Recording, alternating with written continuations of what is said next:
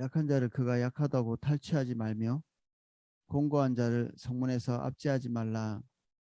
대저 여호와께서 신원하여 주시고 또 그를 노력하는 자의 생명을 빼앗으리라. 노를 품는 자와 사귀지 말며 울분한 자와 동행하지 말지니 그의 행위를 본받아 내 영혼을 올무에 빠뜨릴까 두려움이니라. 너는 사람과 더불어 손을 잡지 말며 남의 빚 보증을 서지 말라. 만일 갚을 것이 없으면 내 누운 침상도 빼앗길 것이라. 내가 어찌 그리하겠느냐. 내 손조가 세운 옛 지게석을 옮기지 말지니라. 내가 자기의 일에 능숙한 사람을 보았느냐. 이러한 사람은 왕 앞에 설 것이요 저는 천한 자 앞에 서지 아니하리라. 아멘. 예, 내용을 살펴보겠습니다.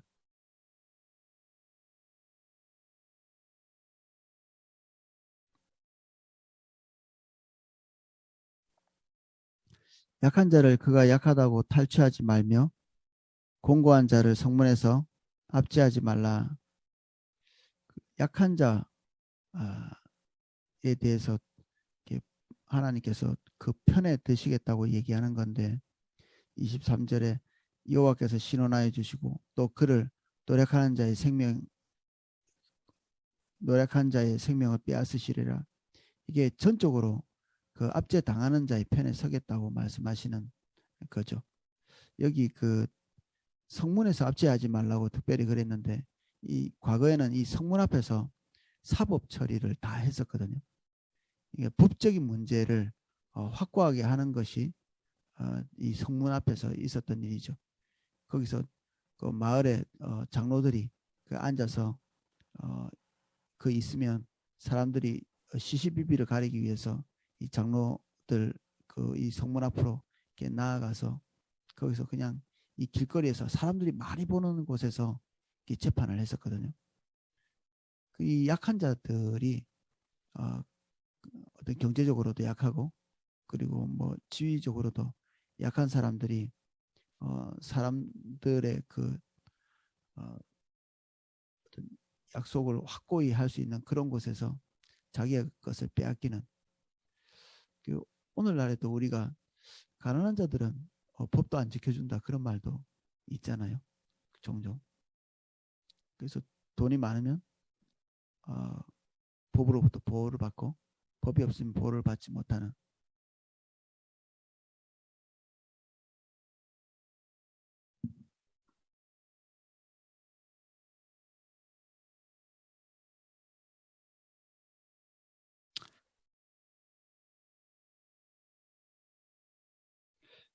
그래서 그 법의 보호를 받지 못하는 사람들이 있는데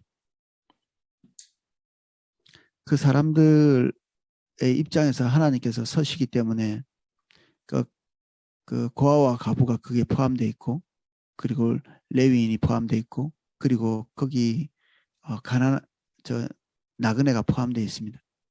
이런 사람들은 자기 것을 지키기가 어렵죠.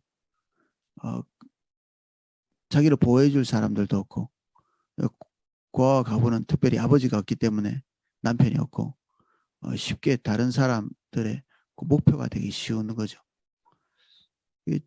저희 사촌 누님 중에서도 그 이제 홀로 된 분이 있었는데 뭔가를 하나 고치려고 해도 사람들이 와가지고 이렇게 그냥 어설프게 그냥 하고 돈만 많이 받아가고 이게 여성이 스스로 있으면 그를 이렇게 도와주려고 하는 게 아니라 오히려 더 속이고 어떻게 해서든지 이렇게 불이익을 주는 그래서 믿을 수가 없죠. 그 누군가 강한 자가 없으면. 그래서 그런지 이렇게 사람들은 지위가 높은 사람들이 가족 가운데 있는 것 그리고 그 친밀한 관계 안에 있는 사람들이 자기를 보호해 줄 수 있는 이런 시스템을 좀 가지기를 갈망을 하죠. 사회 전체가 이런 구조 속에 있으면 하나님의 축복을 받기 어렵죠. 여기에 사법적인 것까지 만약에 여기 성경에 나와 있는 것처럼 가난한 자에 대한 보호가 없다면 그 사회는 이제 제대로 지탱하기 어렵겠죠.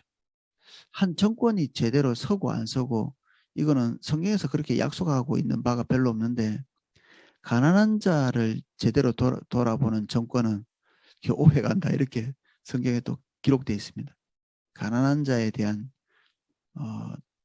그 보호 이것이 그 정권이 길게 가는가 또 길게 가지 못하는가 이게 거기에 이렇게 달려 있는 것이죠.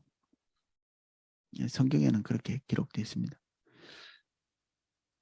대저 여호와께서 신원하여 주시고 그를 노력하는 자의 생명을 빼앗으리라. 항상 우리가 강자라고 생각되는 그리고 상대방이 우리보다 약자라고 생각되는 딱 그 지점에서 하나님의 편이 돼야 되지 하나님의 대적이 되면 안 되겠죠.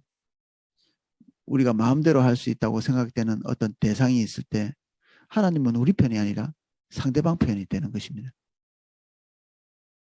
그래서 우리가 하나님 편이 계속 되려면 우리보다 연약한 이것은 뭐 경제적인 것뿐이 아니라 사회적인 지위나 아니 지적인 지위 어떤 사람은 굉장히 지적으로 높을 수도 있고 육체적인 강함도 있을 수 있고 근데 하나님께서는 항상 연약한 자의 보호자로 있겠다고 말씀하시기 때문에 우리는 이 부분에서 대단히 두려워해야 되죠. 동시에 가난하다고 하나님께서 다 두둔하시는 것은 아닙니다. 가난한 자라고 편벽되이 그를 재판하지 말라고 해놨거든요. 당연히 부한 자라고 두둔하지 말라는 표현도 있습니다. 그러니까 그 사람의 상태나 그리고 우리 마음의 어떤 양심을 따라서 이렇게 하지 말고 하나님의 말씀을 따라서 판단하라는 얘기죠.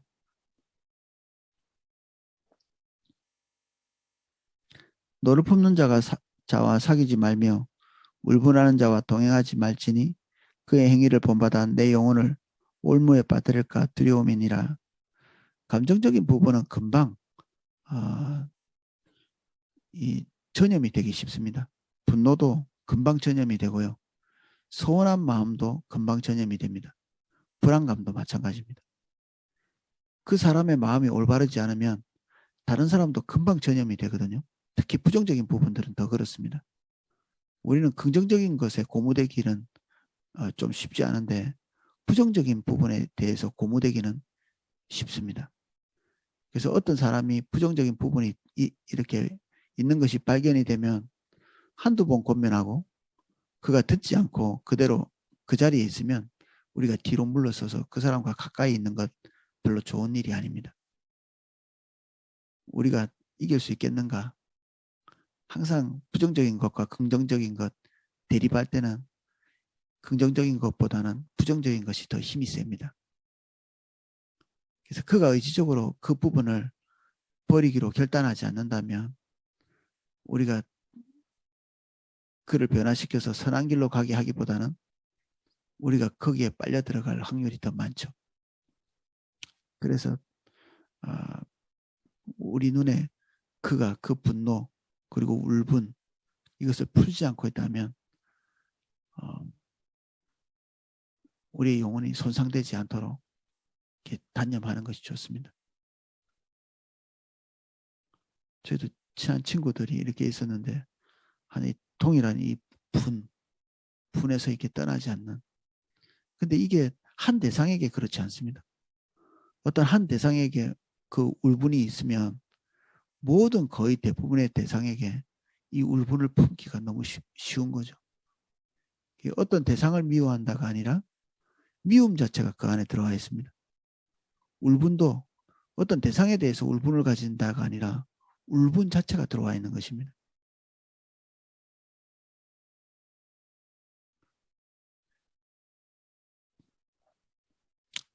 사랑 이렇게 표현하면 거의 우리가 기독교적인 선입견이죠. 특히 교회를 다니는 사람들의 선입견. 무한정 책임을 지는 그것은 우리가 사람이기 때문에 불가능한 것입니다. 지금 연이어서 뒤에 줄에 나오는 우리가 많이 봤던 것 너는 사람과 더불어 손을 잡지 말며 남의 빛에 보증을 서지 말라. 보증 서지 말라는 말이 지금 이게 제가 기억하기로는 한 서너 번 나온 것 같은데, 이것도 남의 그 운명을 우리가 끝까지 책임질 수 없는 거죠. 우리의 도덕성은 하나님께서 우리에게 주신 지침에 따라서 그 테두리를 벗어나지 말아야 합니다. 하나님보다 더 긍휼할 수 없고 하나님보다 더 자비로울 수 없습니다. 우리는 한계가 있는 존재라는 사실을 이해해야 되고, 우리는 어떤 환경이 우리에게 극악하게 되면 주님을 따라가는 것조차 쉽지 않죠. 그래서 예수님께서 말씀하신 그 사랑에 대한 규정에 우리가 쉽게 놓칠 수 있는 부분들이 있습니다. 내 몸을 사랑하는 것 같이, 내 몸을 사랑하는 것 같이, 내 이웃을 내 몸과 같이, 기준이 없이 무한정이 아니라 하나님께서 우리에게 기준을 딱 주셨는데 그것이 내 몸 사랑하는 것, 내 몸을 보호하는 것, 이게 기준점이 됩니다. 자기는 뭐 안 먹고 안 쓰고 이렇게 하면서 다른 사람을 준다? 그러면 아마 조만간 시험 드실 겁니다. 그 사람은 나만큼 그렇게 못 먹고 못 살지 않거든요. 어렵다 어렵다 하는데 자세히 살펴보면 쓸 것 다 쓰고 그리고 먹을 것 다 먹고 나보다 더 근검절약하지 않고 그럴 수가 있습니다. 그래서 이게 긍휼과 자비를 베푸는 이 문제도 우리가 자세히 주목해서 보고 성령의 인도를 따라가는 것이 좋습니다. 그렇지 않으면 한 두 발짝 걷다가 마음에 깊은 상처를 받게 됩니다. 도운 것 때문에. 가난한 자에 대한 책임은 우리의 자발성이 항상 근거해야 되죠. 우리의 의무감, 죄책감, 이런 부정적 감정 때문에 다른 사람을 돕는 것은 선하지 않습니다. 저는 TV 광고 같은 데서 성도들에게 부정적 감정, 죄책감이라든지 이런 것들을 집어넣고 헌금을 선동하는 것, 이건 대단히 나쁜 일로 보고 있습니다. 물론 정보를 주는 것은 올바른 일이겠지만 그 뒤에 죄책감을 불러일으켜서 주머니를 열게 하는 것, 이건 나쁜 일입니다. 우리가 어떻게 해야 올바른 태도인가, 이런 것들은 하나님과 나와의 관계 안에서 결정되는 것입니다. 그래서 저도 그 교회의 필요나 긍휼을 베푸는 이런 일에 대해서 하나님의 인도 밖을 벗어나지 않으려고 애를 쓰고 있습니다. 무조건 많이 주려고 하는 경향성이 저에게 있고, 그리고 부부 중에 한 명은 가정을 지키려고 하는 그런 경향성이 있는데, 부부와 가족들이 저는 잘 합의를 해서 이런 부분들을 실행에 옮겨야 된다고 믿습니다. 이게 가장 좋은 길입니다. 부부가 합의가 되지 않는다면 헌금이나 그리고 긍휼을 베푸는 일, 이런 일들이 세심하게 점검해야 되죠.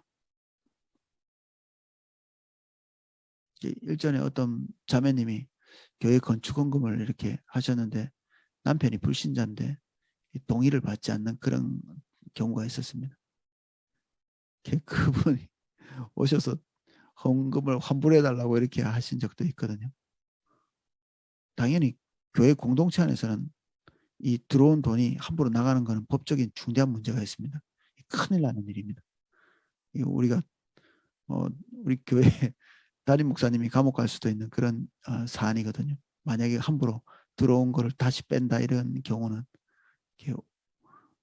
문제가 커질 수 있습니다.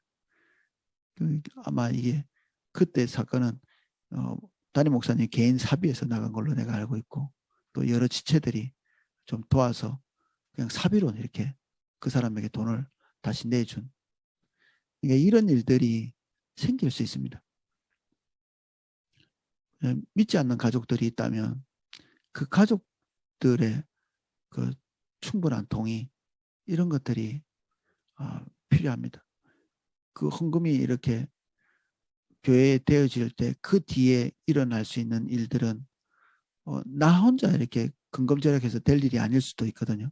나 혼자의 결단으로 뭐 내가 어떤 그 희생을 감수하고 이런 게 아닐 수도 있습니다. 가족 전체가 힘들어야 되고 가족 전체가 그 헌금이 빠져나간 만큼 책임을 져야 된다면 나의 결정만 가지고는 그것을 결정하는 것은 올바르지 않죠. 당연히. 그래서 내가 하나님 앞에서 결정한 그 결정이 다른 사람을 괴롭힌다. 그러면 생각을 많이 해야 합니다. 그래서 불신가족을 이렇게 우리가 배려해야 될 때 아주 어려운 문제죠. 모든 것을 다 따라갈 수도 없지만 모든 것을 다 무시할 수도 없습니다. 많이 생각해야 됩니다. 많이 기도해야 되고 나의 열정이 다른 사람을 삼키면 안 되기 때문에 그렇습니다. 나의 열정은 나의 희생으로 끝나야 되겠죠.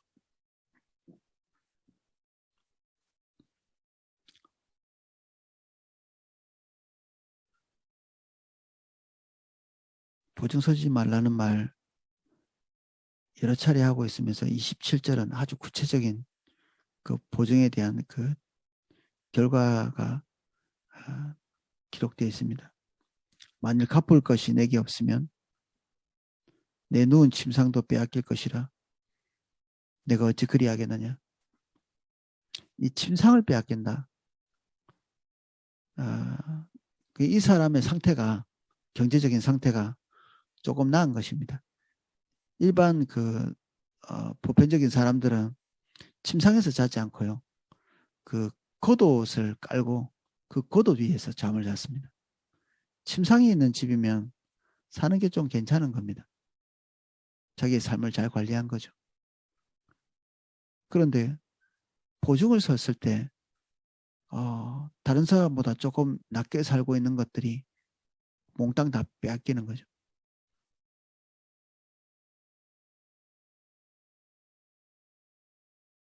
유지할 수 없게 된다는 것입니다. 당연히 보증을 서는 사람은 어느 정도 경제적인 지위가 있을 수 있겠죠. 근데 보증을 서는 순간 그 모든 그 경제적인 안정 이것들은 내 것이 아니게 됩니다. 누운 침상도 빼앗길 것이다.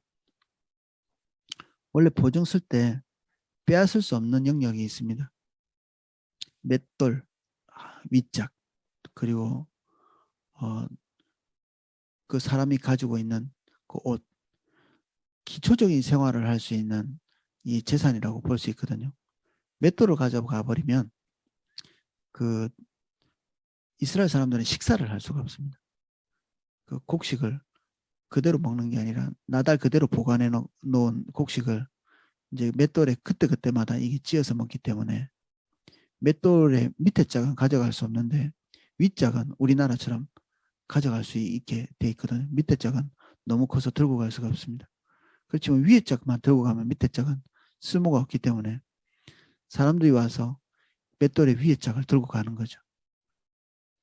그래서 빚을 많이 지고 보증을 서고 이렇게 해도 그 사람의 기초적인 생활을 할 수 없을 만큼 박탈해 가는 것을 하나님께서는 성경에서 금하고 계십니다.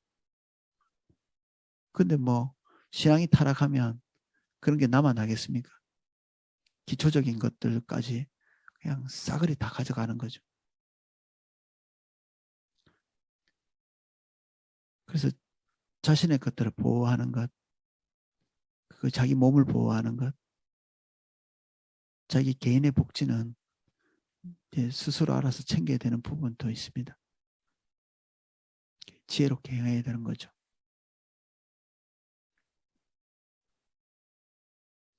내 선조가 세운 옛 지계석을 옮기지 말지니라. 지계석은 그 경계석을 얘기합니다. 다른 사람과 이렇게 선이 이렇게 맞닿아, 땅은 항상 그렇잖아요. 선이 맞닿아 있는.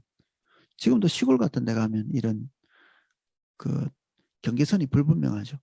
그래서 집을 지었는데 남의 집 그 경계선을 넘어가 있는 경우가 도시에서는 잘 없는데 시골에서는 되게 많습니다. 그래서 시골에 땅 살 때 그 집 살 때는 되게 조심해야 됩니다.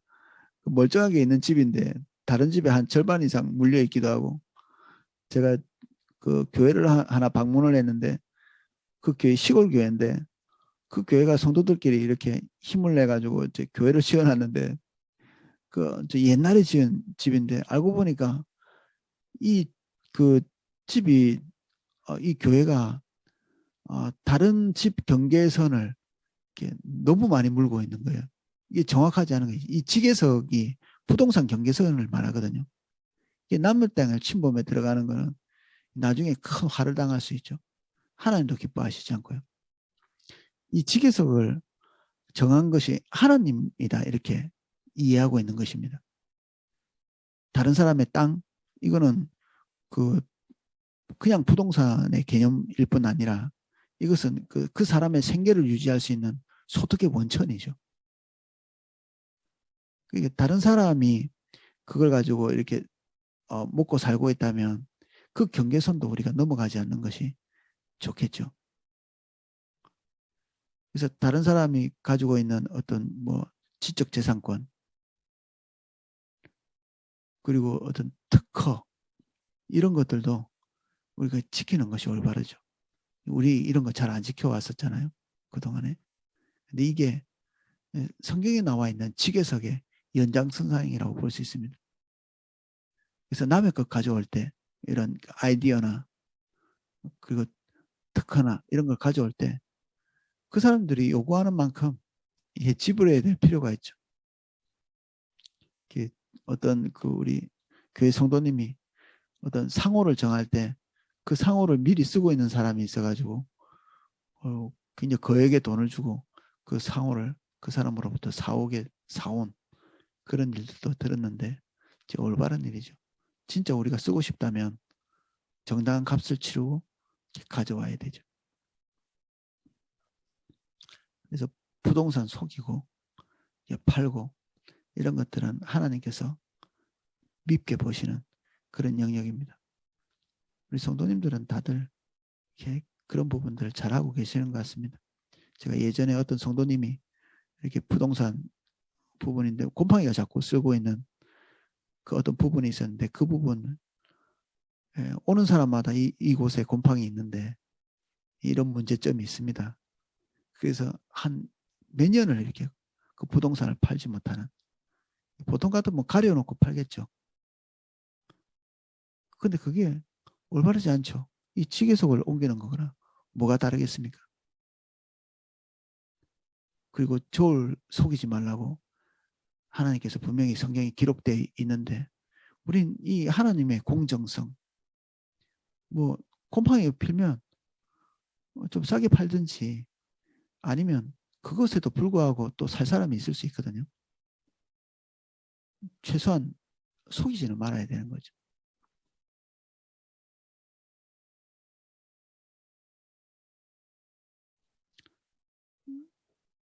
이런 부분에 유혹을 받기 쉽죠. 대단히 쉽습니다. 그리고 이렇게 하다 보면 손해가 나는 경우도 있고, 우리가 손해를 감수하고 정직하려고 할 때 하나님께서 우리를 재앙으로 빠뜨리지 않으실 겁니다.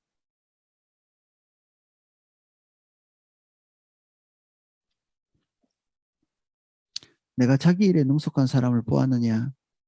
이러한 사람은 왕 앞에 설 것이요 천한 자 앞에 서지 아니하리라. 우리 직업에 대해서 하나님께서 긍정적으로 보시는 영역 중에 하나입니다. 우리는 그 어떤 일이든지 1만 시간을 투자하면 열정을 가지고 자기 일을 사랑하면서 1만 시간을 투자하면 달인이 된다고 이렇게 책에 보니까 그렇게 돼 있더라고요.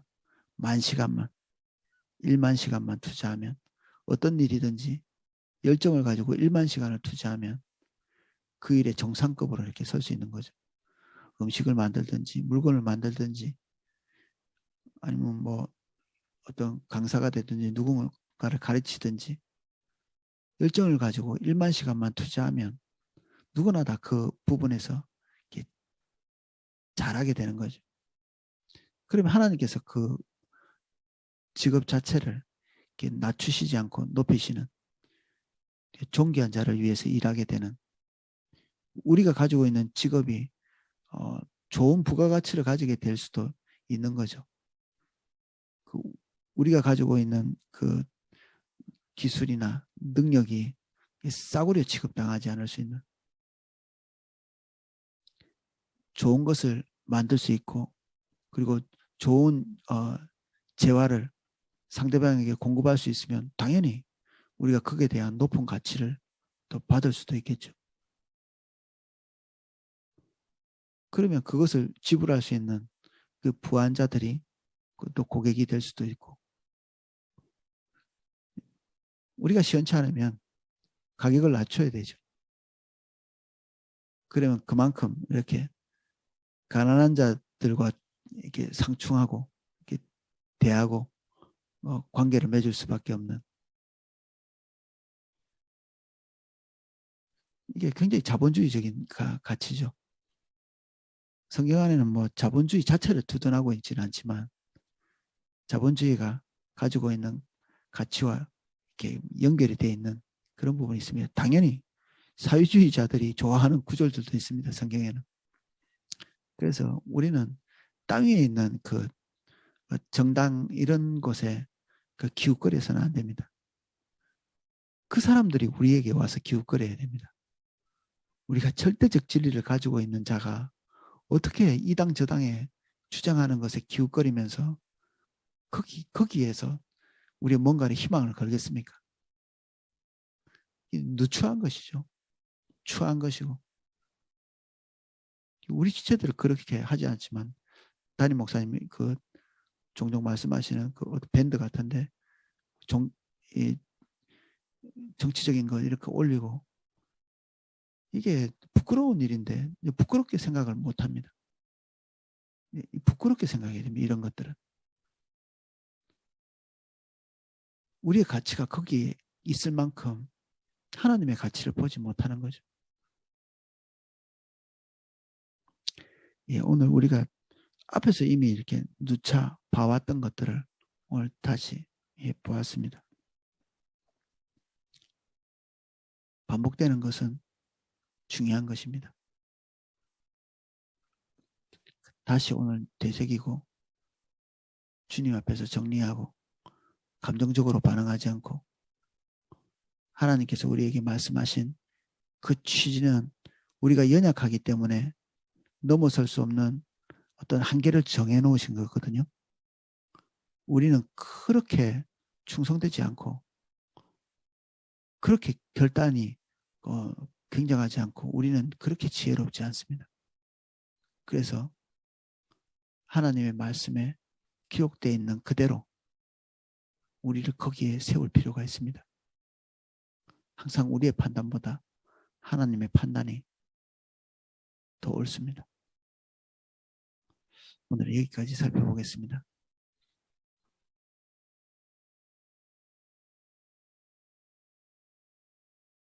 우리가 애쓴 각고의 노력들이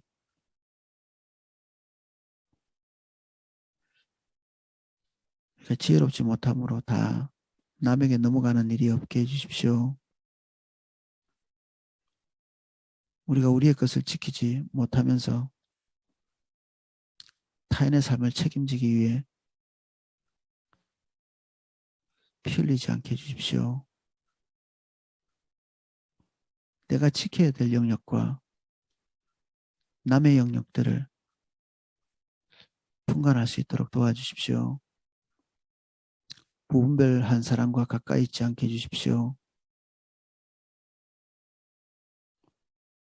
타인의 부도덕으로 인해서 내가 무너지지 않도록 지혜를 주십시오. 오늘 하나님께서 나에게 주신 직업, 하나님의 은혜로, 하나님의 지혜로 날마다 더 날카로운 칼처럼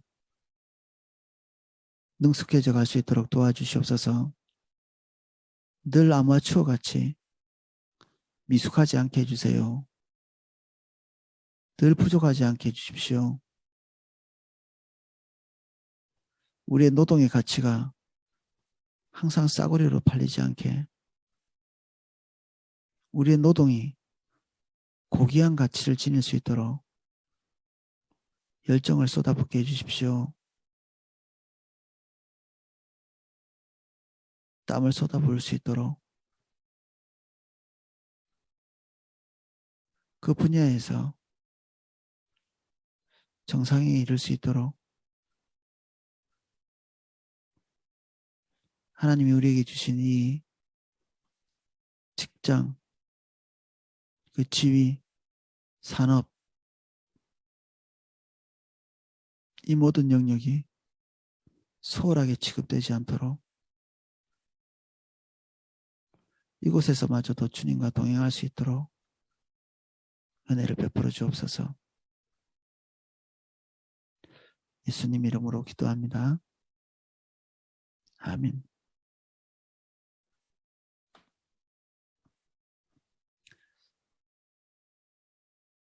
제가 기도하실 수 있도록 음악을 방송해 드리겠습니다.